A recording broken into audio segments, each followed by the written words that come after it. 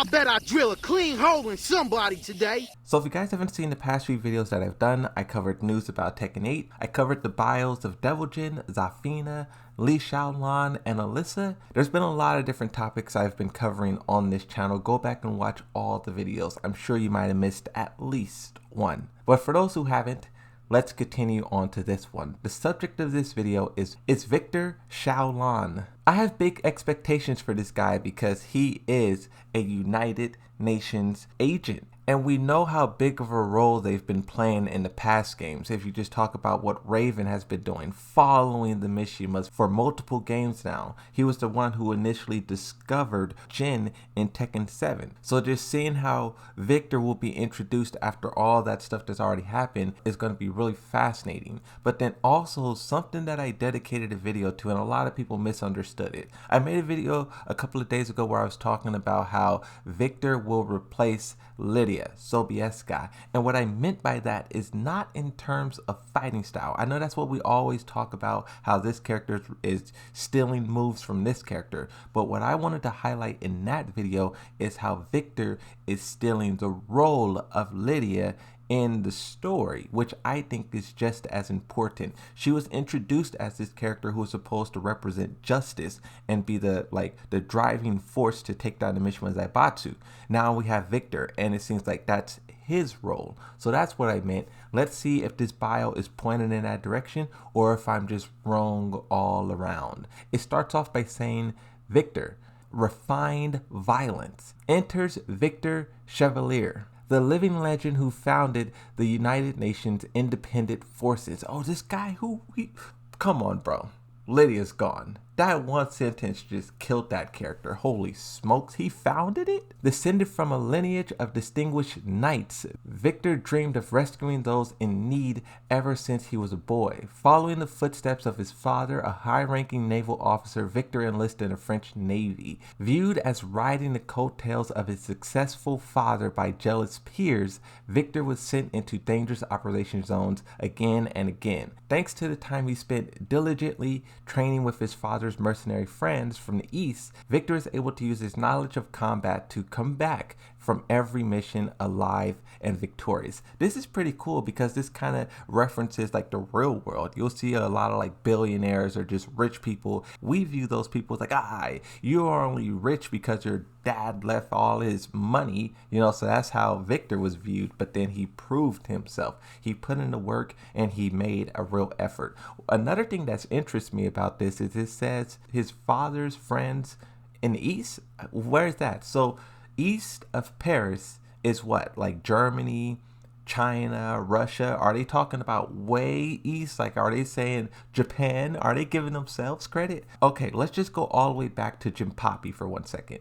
Jinpapi had a lot of allies before the whole Mishima Zaibatsu stuff started, and I wonder if they're going that far back. That would be insane. I mean, Victor has gray hair, and we start talking about his dad. That guy might be just as old, But let's continue. Famous for his penny-pinching nature and long list of broken hearts he left in his wake. Okay, Victor leaves a trail of rumors and stories wherever he goes. Okay, this boy's a heartbreaker. Heartbreaker, James Bond, Earth Shaker, Knees Quaker. Okay, what is wrong with me today? Okay, but he knows it. Victor earns himself a code name, Phantom Raven. Phantom Raven. So you have Raven, Master Raven, and Phantom Raven. Wow. And is looked upon with both fear and awe by others in the military. Victor leaves the Navy to join the UN, hoping to find a way to help even more people as well as explore new paths outside the constraints of working for the states. Wait, what? Can you do that? Can you be from France and then work with the US and the Navy? I do want to go back to the Phantom Raven part. Back in Tekken 7, when we were all talking about Tekken 8, everyone was playing around with the idea of, they should make another Raven, and they should call that one Superior Raven and stuff like that. They kind of did it. Phantom Raven. It says, soon though, he begins to sense that the world is on the brink of being taken over by a corporate giant.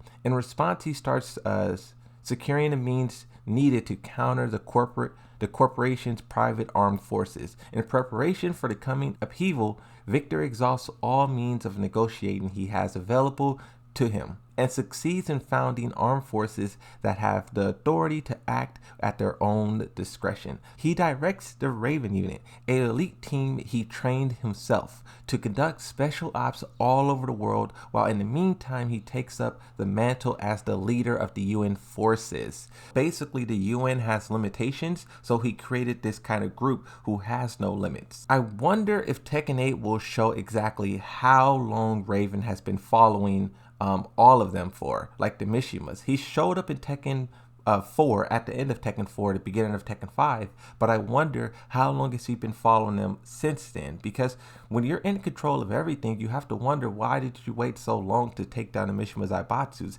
These guys cause mass destruction everywhere. Of course, this character wasn't created back in Tekken 4, but when you add these characters into the story, those are questions you will have to ask or answer. Is like, where were you in Tekken 3? Where were you in Tekken 2? They will have to give an explanation. Tekken Bloodline, they kind of tried to do that with characters like Leroy Smith and whatnot. We'll see if Tekken 8 does the same. Time passes, and the flames of G Corporation's brutal military invasion has begun to engulf the world. Having foreseen such a future, Victor takes command of his new forces and readies himself for the fight. We best hold the reins of the global balance of power. Armed with a hue contour suit from an established designed house, the latest optical weapon, Victor the Living Legend retakes his place on the battlefield. So this is it. This is the person who's going to try to hunt down the Mishima Zaibatsu and end them once and for all. Does he have connections to Claudio? I don't know, but I do know that France and Italy is not that far apart. Does he know about Jun Kazama? Maybe. Raven probably could have told him. These are all questions that I'm interested to see because, like I said, there's characters in the middle. You have Team Jin, you have Team Kazuya, but you have characters in the middle, and those characters will shape the story, basically, right? Those characters will either allow Jin to do this, stop Jin to do that. They could third party him like it's a battle royale. Oh, you guys are fighting in the rain? Okay, well, 6 ravens is jumping out of a helicopter. The story can really go anywhere when you start adding in characters this powerful and with this much control.